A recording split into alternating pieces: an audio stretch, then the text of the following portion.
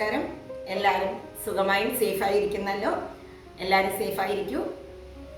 മിക്കവാറും എല്ലാ ആൾക്കാർക്കും ബിരിയാണി ഉണ്ടാക്കുമ്പോഴൊക്കെയുള്ള ഒരു പരാതിയാണ്, ഫ്രൈഡ് റൈസും ബിരിയാണിയൊക്കെ ഉണ്ടാക്കുമ്പോഴുള്ള ഒരു പരാതിയാണ്, ബിരിയാണിയുടെ റൈസ് എപ്പോഴും വേവ് കൂടുതലായി പോകുന്നു, അത് കുഴഞ്ഞു പോകുന്നു, അതിൻ്റെ ടേസ്റ്റ് വരുന്നില്ല, ടെക്സ്ചർ വരുന്നില്ല എന്നൊക്കെ.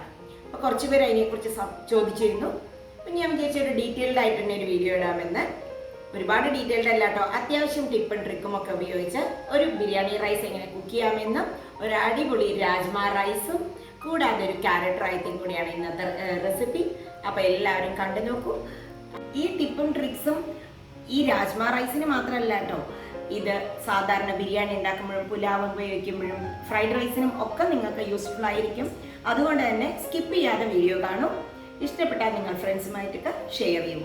ഇനി അപ്പോൾ നമുക്ക് നമുക്ക് ആദ്യം നന്നായിട്ട് പെർഫെക്റ്റ് ആയിട്ട് ബസ്മതി റൈസ് വേവിക്കാം. അതിനായിട്ട് വെള്ളം വെച്ചിട്ടുണ്ട്. അതിലേക്ക് കുറച്ച് ഉപ്പിട്ട് കൊടുക്കാം. റൈസിലേക്ക് ആവശ്യമായ ഉപ്പും ഒരു 3 ഏലക്കായ, ഫ്ലേവർ മുഴുവൻ നമ്മൾ ഈ വെള്ളത്തിൽ തന്നെയാണ് കൊടുക്കുന്നത്. ഒരു 3 ഗ്രാമ്പു, ഇനി കുറച്ച് ജാതിപത്രി കേട്ടോ, ഉണ്ടെങ്കിൽ മാത്രം ഇട്ടാൽ മതി ജാതിപത്രി. അതൊരു 4 പീസ് ഇട്ടുണ്ട്. ഒരുപാടായി അതിൻ്റെ ഒരു ഫ്ലേവർ കുത്തും. ഒരു 2 സിന്നമൺ സ്റ്റിക്സ്, 2 ബേ ലീവ്സ്. ഇതിട്ട് കഴിഞ്ഞിട്ട് ഈ വെള്ളം തിളയ്ക്കുമ്പോൾ തന്നെ നല്ലൊരു ഫ്ലേവർ വരും. ആ റൈസിലേക്ക് അത് ഇളകുകയും ചെയ്യും. ഇത് തിളയ്ക്കട്ടെ.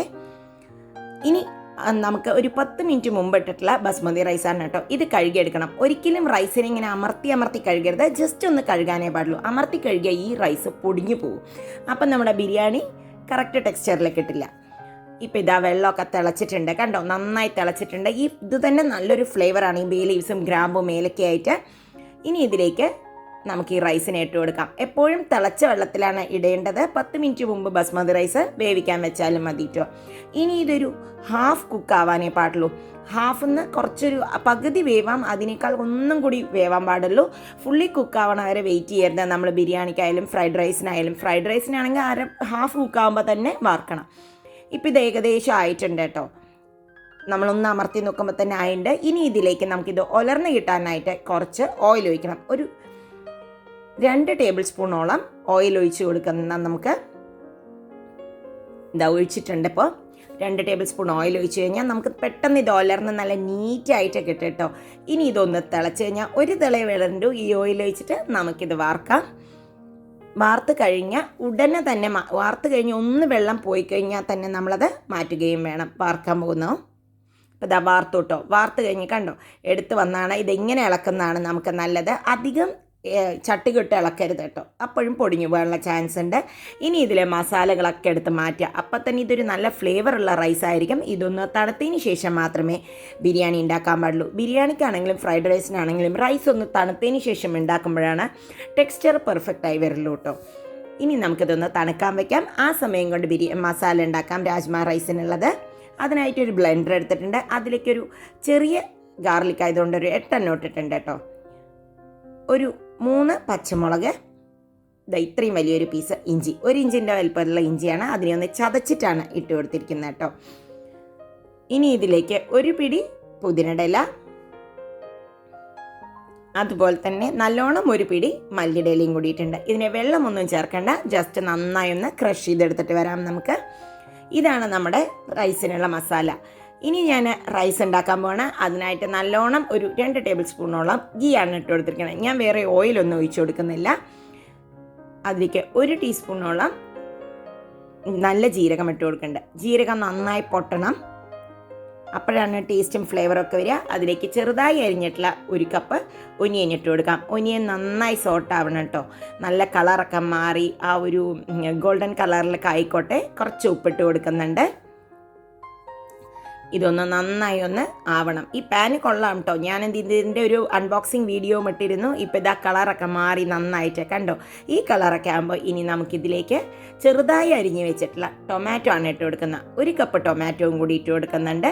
ഇനി ഈ ടൊമാറ്റോ മാഷ് ആവുന്നവരെ നമുക്കതിനെ വഴറ്റി കൊടുക്കാം. നന്നായിട്ട് കുക്കാവണം ടൊമാറ്റോ.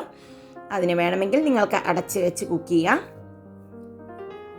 നന്നായി വെന്തതിന് ശേഷം മാത്രമേ നമുക്ക് ഇതിന് മസാലകളൊക്കെ ചേർത്താൻ പാടുള്ളൂ.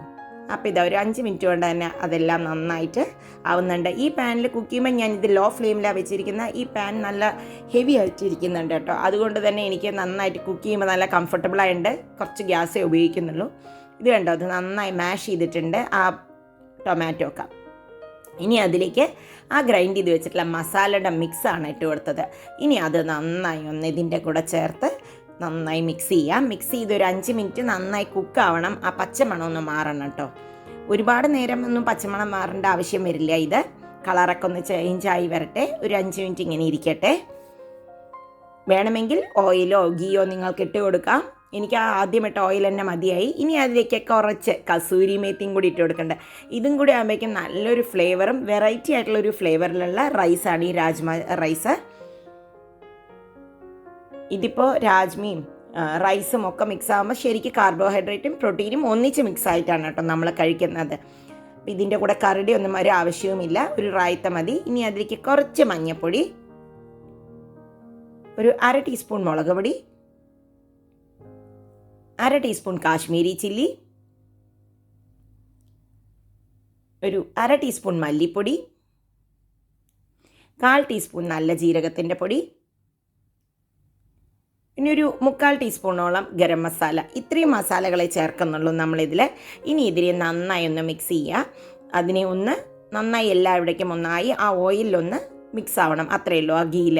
ഇപ്പം ഇതെല്ലാം മിക്സായി വരുമ്പോൾ നമുക്കിതിലേക്ക് വേവിച്ച് വെച്ചിട്ടുള്ള രാജ്മ വേവിക്കുമ്പോൾ എപ്പോഴും ഞാനിതിപ്പോൾ തലേ ദിവസം വെള്ളത്തിലിട്ട് രാവിലെ ഇട്ട് വേവിക്കുക ചെയ്തത്. അധികം വെന്ത് കുഴയാനും പാടില്ല കേട്ടോ. അപ്പോൾ ഇതാ നന്നായി അതിനെ മിക്സ് ചെയ്തിട്ടുണ്ട്. നിങ്ങൾക്കതിൽ ഉപ്പ് പോരായെങ്കിൽ ഇട്ട് കൊടുക്കാൻ മറക്കരുത് കേട്ടോ. അതുപോലെ തന്നെ എരിവ് നല്ലോണം വേണമെന്നുള്ളവരാണെങ്കിൽ കുറച്ചും കൂടി ഇടാം. ഉപ്പ് കുറവായതുകൊണ്ട് ഞാൻ കുറച്ച് ഉപ്പ് ഇട്ട് കൊടുത്തിട്ടുണ്ട്. ഇനി ഇതിനെ ഒന്ന് നമുക്ക് മിക്സ് ചെയ്തതിന് ശേഷം ഒന്ന് അടച്ച് വയ്ക്കാം. ഈ മസാലയൊക്കെ ഇതിലേക്ക് ഇറങ്ങട്ടെ. ഈ മസാല ആക്ച്വലി നല്ല ചപ്പാത്തിയുടെ കൂടെ വേണമെങ്കിലും കഴിക്കാമെന്ന് എനിക്ക് തോന്നിയിട്ടോ. നല്ല ടേസ്റ്റുള്ള മസാലയായിരുന്നു. ഇപ്പോൾ ഇതാ റെഡിയായി വന്നിട്ടുണ്ട്. അതിലെ മസാലയൊക്കെ പിടിച്ചിട്ടുണ്ട്. ഒരു 5 മിനിറ്റ് ഇങ്ങനെ വെച്ചപ്പോൾ ലോ ഫ്ലെയിമിലാണ് വെച്ചത്. ഇനി ഇതിലേക്ക് ആവശ്യത്തിന് റൈസ് ചേർത്തി കൊടുക്കാം. അപ്പം ഞാനിതാ വേവിച്ച റൈസ് മിക്സ് ചെയ്യുന്നുണ്ട്. റൈസ് കണ്ടോ ഒന്ന് തണുത്തപ്പോൾ എത്ര ഉലർന്നിട്ടായിരിക്കുന്നതെന്ന്. ഒന്ന് തണുത്തതിന് ശേഷം മാത്രമേ ഇങ്ങനെയുള്ള ബിരിയാണി ആണെങ്കിലും റൈസസ് ആണെങ്കിലും പുലാവ് ആണെങ്കിലും ഒക്കെ ഇങ്ങനെയാണ് നിങ്ങൾ വെക്കുന്നതെങ്കിൽ ചെയ്യാൻ പാടുള്ളൂ. അതുപോലെ തന്നെ നമ്മൾ ബസ്മതി റൈസ് വേവിക്കുമ്പോൾ എപ്പോഴും പരന്ന പാത്രത്തിൽ വേവിക്കാൻ നോക്കുക കേട്ടോ. ഉരുണ്ട പാത്രങ്ങളിൽ വേവിക്കുമ്പോൾ എനിക്ക് തോന്നിയിട്ടുള്ളത് പെട്ടെന്ന് കുഴഞ്ഞു പോകാനുള്ള ചാൻസസ് ഉണ്ട്. പിന്നെ അതിൽ ഒന്നിച്ച് നിറഞ്ഞിരിക്കുമ്പോൾ കുഴഞ്ഞു പോകാനും അത് തിങ്ങിയിട്ട് വേവ് കൂടുതലാവാനുള്ള ചാൻസസ് വളരെ കൂടുതലാണ് കേട്ടോ.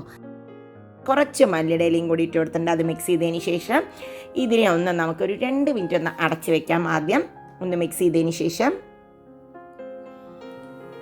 നന്നായി ഒന്ന് മിക്സ് ചെയ്യാം കേട്ടോ. ഇത് കേട്ടോ, ഇതിങ്ങനെ മെല്ലെ ഒന്ന് മിക്സ് ചെയ്ത് കൊടുക്കാം. അതിനെ ലോ ഫ്ലെയിമിൽ വെച്ചാലും ഇത് ആവശ്യത്തിന് അതിലേക്ക് നമുക്ക് ഇത് കയറുന്നുണ്ട്. ആവിയൊക്കെ ആവശ്യത്തിന് കയറുന്നുണ്ട്. ജസ്റ്റ് ഒന്ന് മിക്സ് ചെയ്ത് ഒരു 5 മിനിറ്റ് അടച്ച് വെച്ചിട്ടുണ്ട് ഞാൻ. അപ്പോൾ ഇതൊരു 5 മിനിറ്റ് കഴിഞ്ഞപ്പോൾ തുറന്നു. ഇനി ഇതിൻ്റെ മുകളിലേക്ക് ഞാൻ കുറച്ചൊരു ഇൻഗ്രീഡിയൻസും കൂടി ഒന്ന് ചേർക്കാൻ വേണ്ടിയിട്ട് അതും കൂടി ആകുമ്പോഴാണ് സൂപ്പറായത് ഈ രാജ്മ റൈസ് എന്ന് എനിക്ക് തോന്നിയത്. വെള്ളിയാഴ്ചയൊക്കെ ആകുമ്പോൾ എനിക്ക് കുറച്ച് കുക്ക് ചെയ്യാനൊക്കെ മടിയൊക്കെ ഉണ്ടാവും. നമുക്ക് നല്ല ഹെൽത്തി ആയിട്ടുള്ള വെറൈറ്റി ആയി റൈസ് കഴിക്കാം.